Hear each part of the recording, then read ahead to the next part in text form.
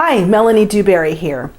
This is what's coming up for me this week. Oh, by the way, thank you for always commenting on the films. It's really helpful to me to guide me and tell me what you need and your feedback. I love it. Thank you. And for those of you who don't know, my book, The Power of Naming, just launched, published by Hay House on April 18th, and it is on Amazon and coming to a city near you. So, and if you'd like me to come to your city to do a talk around the power of naming, please put that on Facebook and I will put you on the list and get to your town if I can.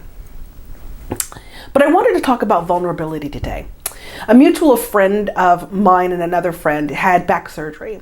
So a group of us have come together to go in and take care of her, make sure she's fed, her medications are being taken, and so forth, walk the dogs and so on. While that's a lot for a person in recovery to take, what I notice is really hard for us is the vulnerability. First of all, when you're in a situation where you can't do for yourself, all of a sudden your independence is gone, right? You need somebody to bathe you or cook your food or bend down and grab something. And I find over time, not just with people who are in convalescing and getting support with their health, but just all of us, including myself, that for women, and I suppose this might be true for men, that it's very hard to be vulnerable. That women are so used to being the providers. That's my cat in the background, and she is just going to talk all the way through this video. Hershey, do you want to say hello to these people? This is my cat Hershey. She's here with us, otherwise she'll just meow the entire time. She's having a day. Sometimes it's just like that. Unlike Hershey, who can be very vulnerable.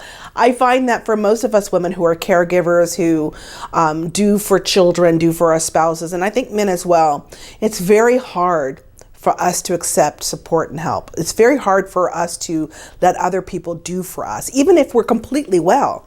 I can remember on my 50th birthday, my friends are trying to throw me a party in my own home, and I'm busy trying to put poo-poos on the platter and serve appetizers, and they're trying to tell me, no, let us do this.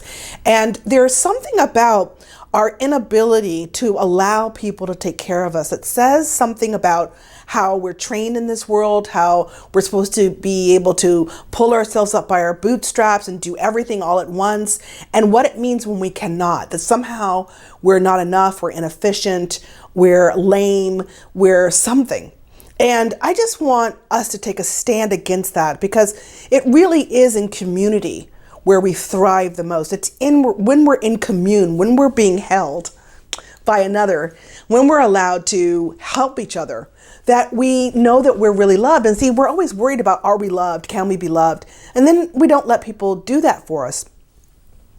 When I go to ceremony, when I do this particular ceremony called sun dancing, and when women get what's called their moon time, which we call menstrual period, women are sent to the moon lodge, not because they're bad and they're tainted at all, but because they're in their own ceremony. And so when they go to the moon lodge, which is really just another location on the reservation where women can be together on their moon and talk, and the other people on the reservation, the other women are charted with, and men as well, bringing us food, washing our hair, bringing us something crafty to do, entertaining us with stories, so that we can just be in our own ceremony and totally relax.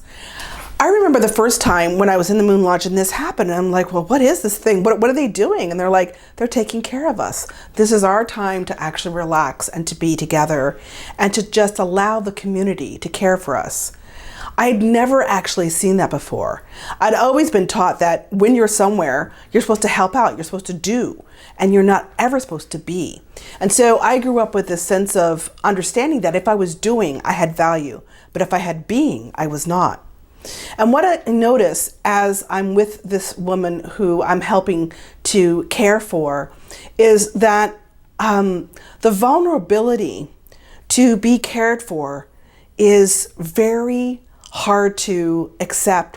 So what is it about us as women or individuals, men as well, that we won't allow another one to see us as willing to be helped, that we won't allow someone to take care of us? What does it mean for us? Or let me ask you this, why do we make it mean that somehow we're weak if someone or people are taking care of us? if they're bathing us or washing our hair or bringing us food. If someone passes and transitions into the next life and we go over to make sure that they're fed, their home is cleaned, why is it that it's so hard to receive? So that's the question I want to leave with you, or actually it's the thought system I want to leave with you is, what will it take for you to be vulnerable enough, for me, for us to be vulnerable with each other, that we allow each other to see us in our most vulnerable place, that we allow others to care for us when we are vulnerable, and we don't use our vulnerability as a measure of being weak. That actually opening up ourselves to receive is one of the strongest qualities we can have.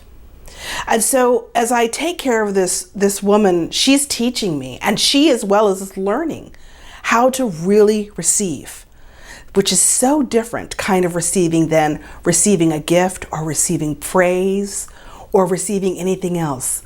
To really receive someone else's love in a form of actual service to you when you're unable to take care of yourself. So the truth of the matter is, there are many times in our lives when we're like that. We don't have to be hospitalized. We can be in deep sorrow because we're going through a divorce, or our child is doing not well in life, or we're just having a hard time, or not having the kind of business success or the life that we thought. We're incapacitated, but we go out into the world with the smiles plastered on our face, standing straight up, wanting to pretend as though we've got it all together, when we're really falling apart and when we could really use the service of others. And what would it mean for us to allow others to come into our lives, not to fix our lives, but to tend to us while we're healing, while we're searching, while we're doing what we need to do to become whole again. I just want to leave that with you. What would it take for you to really, really receive? What would it take for you to really be vulnerable? And wouldn't you be there for one of your dearest people in your life when they needed you? And what does that mean for you to be able to give? Whatever it means to give is also what it means for you to be able to receive. That's all I have for today. Thank you for being with me. Ahei, matakiase.